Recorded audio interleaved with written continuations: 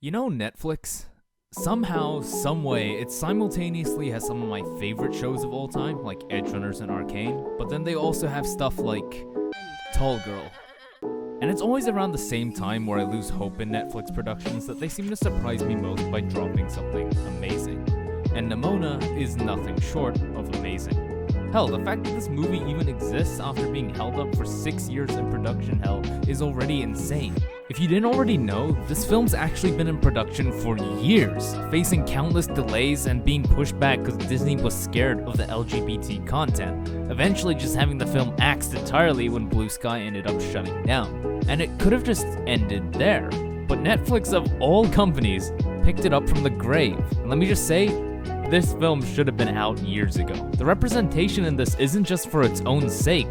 Instead, it serves not only to make the film better, but make the story what it is. Now, the film starts out with Ballastar, and his boyfriend, Golden Loin. Ballastar is en route to become the first ever commoner to be knighted by the Queen. And this is a really big deal for him. Not only for him, but society as... The Queen's dead. Being set up for killing the Queen, Ballastar gains the reputation of a villain to everyone in the city, including Nimona, who decides to insert herself as his sidekick. Nimona was already ostracized by everyone around her for being a shapeshifter, given that the city was apparently attacked by a giant monster like her in the past, only barely being saved by some legendary hero, Glorith. Now that's a very quick summary of events, but the insane thing is that all this setup for the main story happens in under the 9 minutes mark. And when we compare that to, let's say, every other film ever made, that's crazy. And it sounds like me. An accident. But it's on purpose, simultaneously making up one of the film's biggest strengths and weaknesses. The film's called Nimona, not just because she's a main character, but because she's the character. Normally I find chaotic loud characters that act goofy to be, fucking annoying, but Nimona actually feels pretty bearable because she fits the tone of the world and the story without going way too hard on the jokes. It's clear that the entire plot was written around the characters first, deciding what would happen in it based on the characters and their personalities rather than the other way around. For the first half of the film, everything moves fast, and I mean real fast. There's no side quests going on here, quite literally. Most films like to have subplots, smaller stories going on to help support the themes or emotional connection to the main story.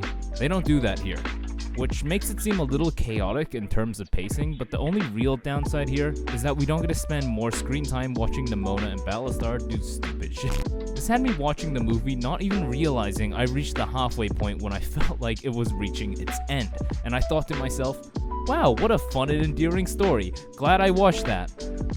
And then I checked the time and realized there was an entire 40 minutes left.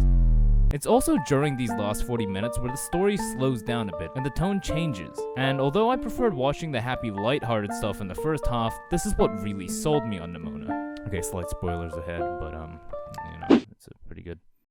Okay, so it's revealed that not only is Nimona a shapeshifter, which we already knew, but she was actually the shapeshifting monster in the city's origin, and the legendary hero Glorith that stopped her was actually her best friend that turned on her after everyone in the town became convinced that Nimona was dangerous.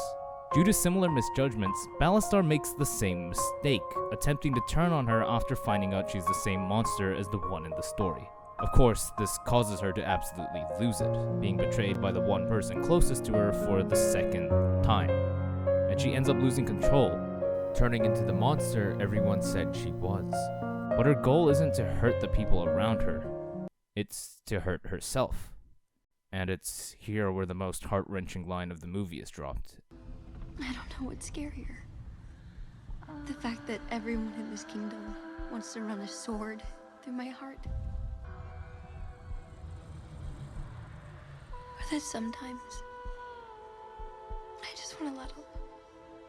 It's already rare for a film or show to communicate such serious ideas in such a genuine way, but it's even rarer that this comes from an otherwise cheery feeling film like this one, and it's because of that that it hits so much harder. Being rejected by everyone around you hurts, but what do you do when everyone around you also includes yourself?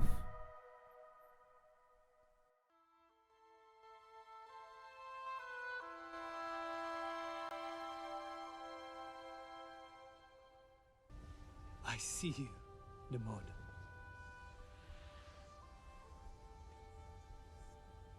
And you're not alone.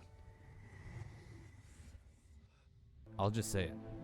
The sad truth is, not everyone will have someone to stop them when they hit their rock bottom. Being treated like a monster for being different eventually just makes you feel like one. But in the midst of everything, all that we can do is be brave.